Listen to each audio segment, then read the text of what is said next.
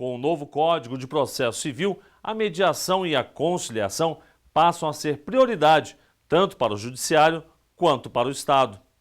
No seminário realizado pelo Conselho da Justiça Federal, com a parceria da AJUF, ficou claro o papel de cada um nessa nova fase. Isso não pode e nem vai mudar. O tom amigável da conversa. O que fica diferente é na hora que um processo chega ao tribunal. A conciliação é obrigatória para a justiça. O juiz deve tentar a negociação. O mundo contemporâneo exige e a vida cobra de um juiz uma função pacificadora. Eu sempre repito, o juiz tem que ser um verdadeiro serenador de almas. Ninguém pode sair do meu gabinete mais angustiado do que entrou. É novo no Código de Processo Civil, mas antigo na prática. Para os magistrados, isso sempre foi uma prioridade, até nas instâncias superiores. A ministra Nancy Andrighi chegou a dar exemplos do próprio trabalho desenvolvido por ela no Superior Tribunal de Justiça. Eu no STJ faço muitas audiências, muitas são frustradas. Vejo que eu estou no último grau de jurisdição, mas nós conseguimos deixar uma grande usina de álcool em funcionamento. A conciliação, nesse processo, eu levei 8 dias fazendo, todos os dias 2 horas de conversa. Estimular o entendimento entre as partes é maior do que cumprir a lei. Dentro de uma cultura ainda litigiosa no país, um julgador que valoriza um pacto amistoso é um espelho da sociedade. Nós, juízes, somos um espelho social. Nós somos um paradigma para a sociedade. O cidadão comum pensa, se o juiz faz isso, eu posso fazer muito mais. Porque ele é juiz e não cumpre as leis básicas. Eu sou cidadão comum, então eu tenho o direito de não fazê-lo. Aliás, todos nós sabemos, não se pode conceber a paz social se nós não tivermos no lar de cada cidadão brasileiro a paz jurídica. E para chegar a esse nível de tranquilidade numa disputa judicial, até os próprios tribunais precisam se especializar, com departamentos específicos para tratar da mediação e da conciliação. Dentro dessas centrais de conciliação, poderão se fazer toda a tramitação, ter um rito próprio do processo, desde realizar perícias, pedidos alvarás, a homologação de acordos, tudo isso será possível, será permitido dentro dessas centrais de conciliação. E o que muda para o cidadão? Agora os envolvidos no processo precisam se pronunciar logo, 10 dias antes da audiência, pelo menos. No caso de nenhum lado nem o outro se manifestar de forma contrária, a audiência de conciliação ou mediação vai ser marcada e a presença das partes é exigida. Quem não comparecer pode até ser multado, porque, de acordo com a lei, seria uma violação à dignidade da justiça. E vamos combinar, né?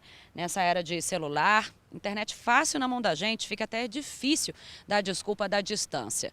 A audiência de mediação ou conciliação pode ser realizada por meio eletrônico. E o réu não será mais citado para contestar. O réu é citado para vir para a audiência de conciliação. É exigido um advogado para todo o processo, do início ao fim, por meio eletrônico ou não. Promover a paz no tribunal passa a ser responsabilidade do Estado também. Nós estamos aqui discutindo a conciliação com a advocacia pública, com a fazenda pública, né? Então, é papel do Estado a partir de agora. O medo que os colegas têm de fazer acordo, né?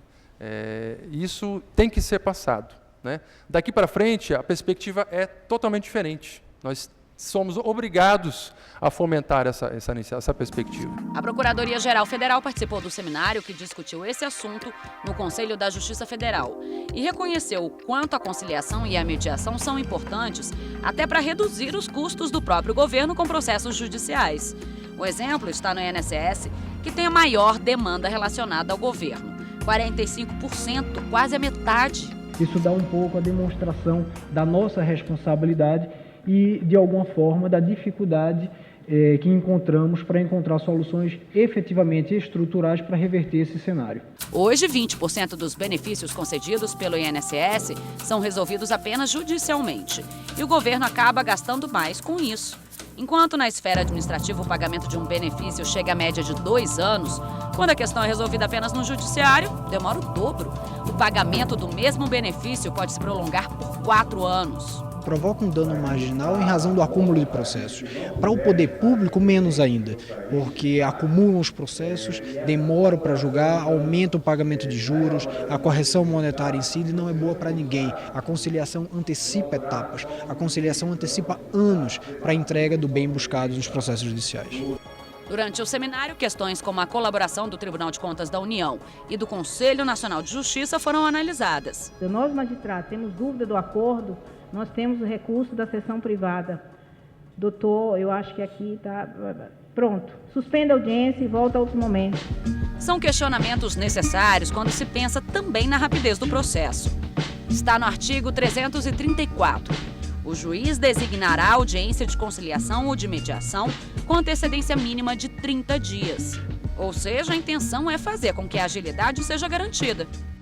Nós temos que pautar pela realização do certo, do correto, do que a sociedade almeja e aquilo que está em desacordo com as leis, com os atos normativos, então possa ser levado somente nos seus casos mais importantes, mais relevantes, em que não haja uma solução consensuada entre as partes e que conflitos simples e conflitos de menor potencialidade possam então ser resolvidos e compostos entre as partes de modo a termos uma resolução mais efetiva. Questionamentos sobre alguns pontos do novo Código Civil também foram colocados em pauta. E a pergunta é a seguinte: é justa a sentença ou se faz justiça com a sentença? Perguntas que não foram feitas aleatoriamente. Quem estava aqui escutando tinha uma missão e não era só ouvir, mas sugerir. Afinal, o que pode ser feito para que o CPC em vigor seja colocado em prática com excelência?